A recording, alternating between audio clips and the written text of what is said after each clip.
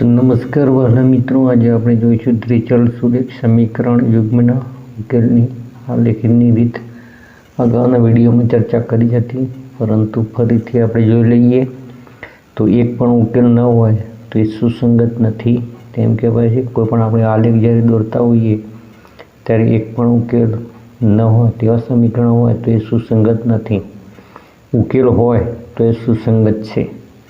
તો બંને સમીકરણ સમાન હોય તો એને અવલંબિત સમીકરણ કહે છે, જે સુસંગત છે અને તેના અનંત ભિન્ન ઉકેલ મળે છે. બીજી રીતે કહીએ તો રેખાઓ એક બિંદુમાં છેદી, તો કોઈ પણ બે રેખાઓ જે એક બિંદુમાં છેદતી હોય તો એને શું કહેવાય છે? સુસંગત સમીકરણ કહેવાય છે અને એનો એક ઉકેલ મળશે. આપણે એકની અનન્ય પણ કહીશું. તો જો A1/A2 નોટ ઇક્વલ B1/B2 મળશે, તો A1/A2 નોટ ઇક્વલ B1/B2 હશે તો ત્યાં એક ઉકેલ મળશે. પછી રેખાઓ સમાંતર હોય. સમાંતર રેખાઓ એટલે કે એકબીજાને છેદતી ન હોય અને બંને એકબીજાને સમાંતર હશે, એટલે કે A1/A2 બરાબર B1/B2, એટલે કે A1A2 અને B1B2ની કિંમત કેવી હશે? સરખી હશે. પણ B1B2 અને C1C2ની કિંમત સરખી હશે નહીં, તો એ ઉકેલ નથી. તો આવી સમાંતર રેખાઓના કોઈ ઉકેલ નથી, જેને સુસંગત નથી તેવું કહેવાશે. ત્રીજા નંબરે છે કે રેખાઓ સમપાતી હોય, એટલે કે બંને સમીકરણો એક જ હોય, એટલે કે એક રેખા પર બીજી રેખા સમપાતી હોય તો એના આનંદ ઉકેલ મળશે. એને સુસંગત સમીકરણ કહીશું અને અવલંબિત સમીકરણ પણ કહીશું. તો જો A1A2 બરાબર B1B2 બરાબર C1C2, એટલે કે A1A2 બરાબર B1B2 બરાબર C1C2 મળશે, એટલે કે A1A2 B1B2 અને C1C2 કેવા હશે? સરખા જ હશે. આ જ વસ્તુને આપણે બીજી એની જ રીતે કહીએ તો છેદતી રેખાઓ, તો A1/A2 નોટ ઇક્વલ B1/B2, તો છેદતી રેખાઓ સમપાતી રેખાઓ ક્યારે મળશે? તો A1A2 બરાબર B1B2 બરાબર C1C2 મળે તો સમપાતી રેખાઓ મળશે, એટલે કે એક રેખા પર બીજી રેખા પસાર થતી હશે. પછી સમાંતર રેખાઓ, એટલે કે બંને એકબીજાને છેદતી ન હોય. A1/A2 બરાબર B1/B2, A1A2 not equal C1C2, એટલે કે સમાંતર રેખાઓ મળશે. સમાંતર રેખાનો સુસંગત નથી સમીકરણ, જેના કોઈ ઉકેલ નથી. હવે આપણે ઉદાહરણ 4 જોઈશું. તો ઉદાહરણ 4માં સમીકરણ યુગ્મ બે આપેલા છે. બે સમીકરણ આપેલા છે, x + 3y બરાબર 6 અને 2x - 3y બરાબર 12. મિત્રો, જે ચેપ્ટર છે એનું નામ જ છે કે દ્વિચલ સુરેખ સમીકરણ યુગ્મ, એટલે કે અહીંયા બે ચલનો ઉપયોગ થયેલો હશે અને બે સમીકરણો હશે અને તેના ઉકેલ મેળવવાના હોય છે. તો x + 3y બરાબર 6 અને 2x - 3y બરાબર 12. હવે અહીંયા આપણે yની કિંમત મળી તો x + 3y બરાબર 6. હવે આ જે x છે એને આપણે સામે લઈ જઈએ તો 3y બરાબર 6 - x. હવે 3 ગુણાકાર છે એને ભાગાકારમાં લઈ ગયા તો y બરાબર 6 - x ભાગ્યા 3. હવે આપણે xની જગ્યાએ બે અલગ અલગ કિંમતો લઈએ, શૂન્ય લઈએ ત્યારે આપણને શું મળે છે? 2. એવી જ રીતે 6 કિંમત લઈએ છીએ xની ત્યારે આપણને શું મળે છે? 0 મળે છે. બીજું સમીકરણ પણ મિત્રો એ રીતે જ છે, 2x - 3y બરાબર 12. તો અહીંયા 12 છે એને આ બાજુ લાવ્યા ડાબી સાઈડે, એટલે પ્લસનું માઇનસમાં આવશે, તો 2x - 12 બરાબર 3y. મિત્રો એક હંમેશા યાદ રાખવાનું, ડાબી સાઈડેથી આપણે જમણી સાઈડે લઈ જઈએ તો માઇનસ હોય તો પ્લસ થશે, પ્લસ હોય તો માઇનસ થશે. ગુણાકારનું ભાગાકારમાં જશે, ભાગાકારનું ગુણાકારમાં જશે. તો આ નિયમ તમારે યાદ રાખવાના. અહીંયા સમીકરણની અંદર તો અહીંયા આપણે 2x - 12 બરાબર 3y, અહીંયા 3 ગુણાકાર છે એને આપણે ભાગાકારમાં લઈ ગયા, એટલે કે 2x - 12 ભાગ્યા 3 બરાબર y. તો yની કિંમત અહીંયા મળે છે 2x - 12 ભાગ્યા 3.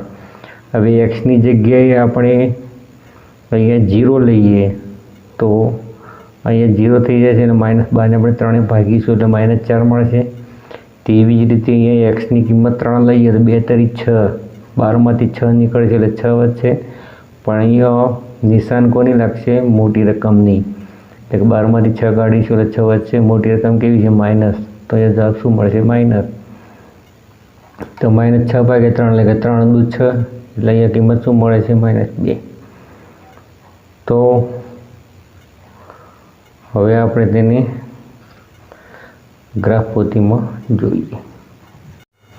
તો મિત્રો અહીંયા ગ્રાફ પોથીમાં આપણે આ જે પાઠ્યપુસ્તકના જે ઉદાહરણો છે એનું સોલ્યુશન અહીંયા કરેલું જ છે.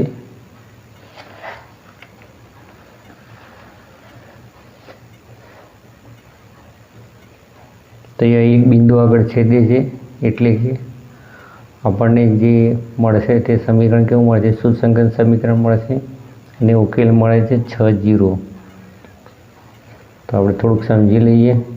તો અહીંયા એક્સની આપણે 0 કિંમત લઈએ ત્યારે વાયની કિંમત કેટલી મળે છે? 2. તો 0 એ 2 છે. પછી એક્સની કિંમત 6 એ 0 છે તો અહીંયા 6 છે તો અહીંયા 0.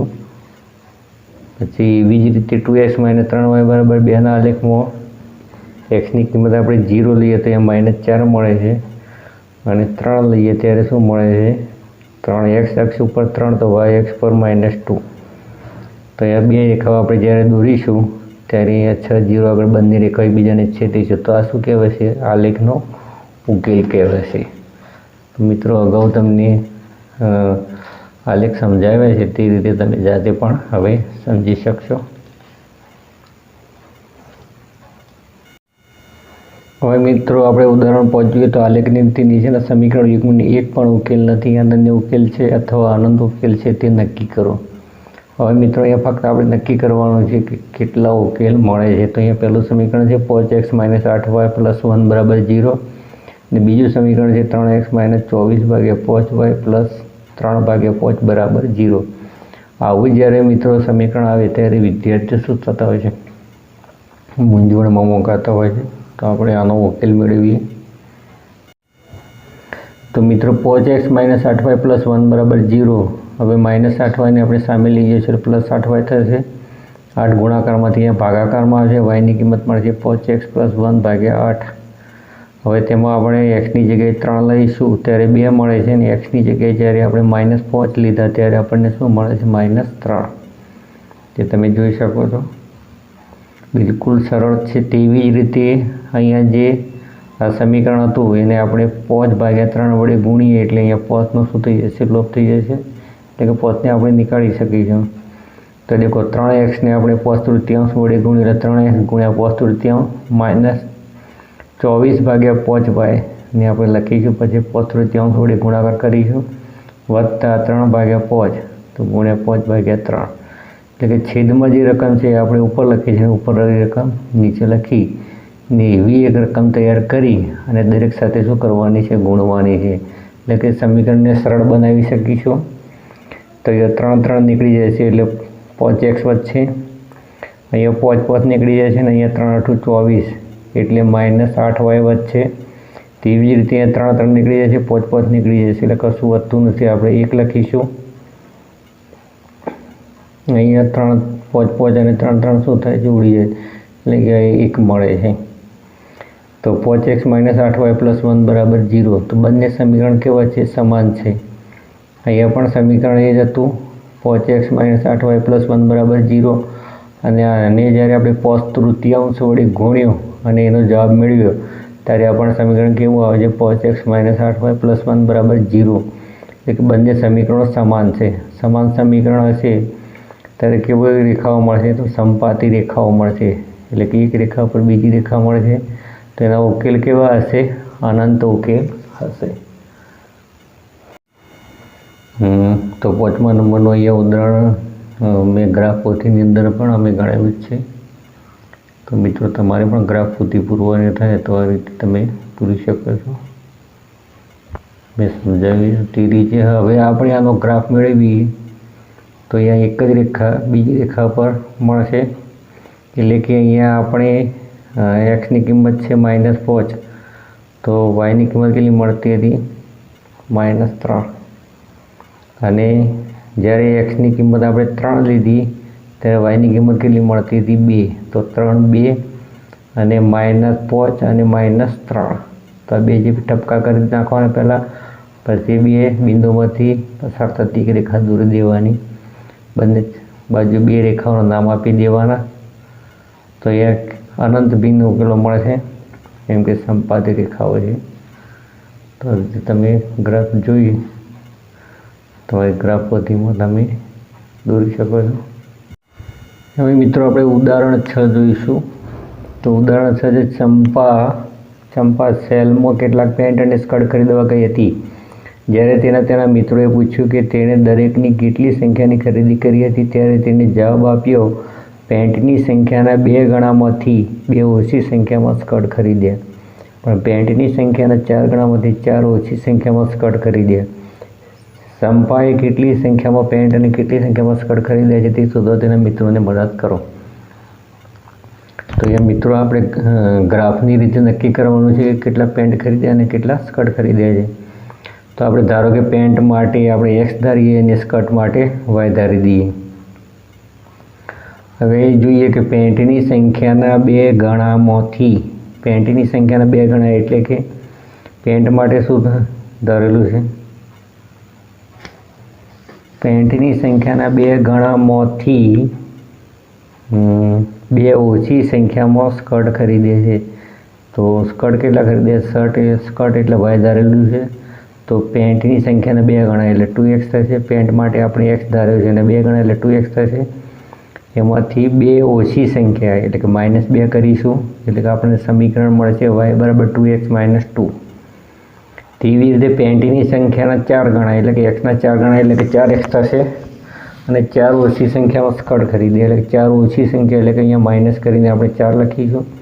એટલે સ્કર્ટ કેટલા ખરીદ્યા? તો પેન્ટની સંખ્યાના 4 ગણામાંથી 4 ઓછી સંખ્યામાં સ્કર્ટ ખરીદ્યા. તો અહીંયા સમીકરણ 2 મળે છે.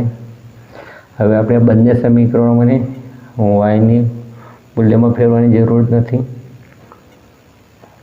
તો અહીંયા એક્સની જગ્યાએ આપણે 3 લઈએ તો 3 દુ 6, 6 માંથી 2 નીકળી જશે. એટલે આપણને એક્સની જગ્યાએ આપણે 3 લઈએ તો 3 દુ કેટલા થાય છે? 6. 6 માંથી 2 નીકળે છે એટલે કેટલા મળે છે? 4.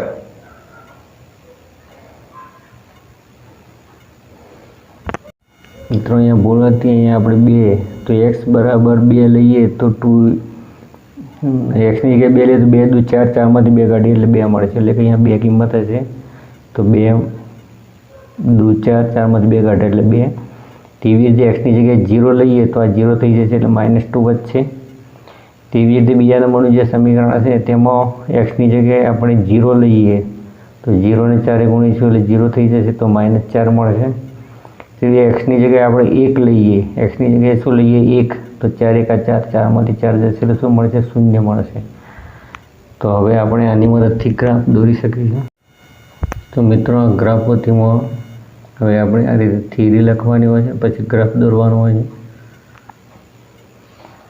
તો તમે જોઈ શકો છો. તો જ્યારે એક્સની કિંમત 2 લીધી ત્યારે વાયની કિંમત કેટલી મળે છે? 2. એટલે કે 2 મળે છે. એટલે અહીંયા બિંદુ ટપકાવીશું 2. પછી 0 કેટલા પેલા મળે છે? 2 મળે છે. -2 મળે છે એટલે -2 નીચે તરફ હશે એટલે કે 0 અને અહીંયા -2. તેવી રીતે એક્સની કિંમત આપણે 0 લઈએ ત્યારે -4 મળે છે એટલે -4 અહીંયા છે. તેવી રીતે એક્સની કિંમત આપણે 1 લઈએ ત્યારે 0 મળે, તો 1 લઈએ ત્યારે શું મળે છે? 0. તો 0. હવે આપણે આ બિંદુઓ જે પહેલાં આ જે બિંદુઓ હતા એને જોડતી એક રેખા, આ 2 બિંદુઓ છે એને જોડતી રેખા આપણે દોરી દઈએ. તો y = 2x - 2 રેખા છે. એવી રીતે y = 4x - 4ની રેખા છે. તો બંને રેખાઓ 1 0 આગળ છે. 1 0 કેમ કે એક્સની કિંમત પહેલાં લખાય પછી વાયની કિંમત લખાય છે એટલે કે 1 0. એટલે 1 0નો મતલબ શું થશે કે એક પેન્ટ ખરીદ્યું હશે અને સ્કર્ટ ખરીદ્યા નથી. 0 સ્કર્ટ ખરીદે છે એટલે કે એનો મતલબ કે એને સ્કર્ટ ખરીદતી નથી. તો મિત્રો 6થા નંબરનો ચંપાવાળું જે ઉદાહરણ છે તે છે.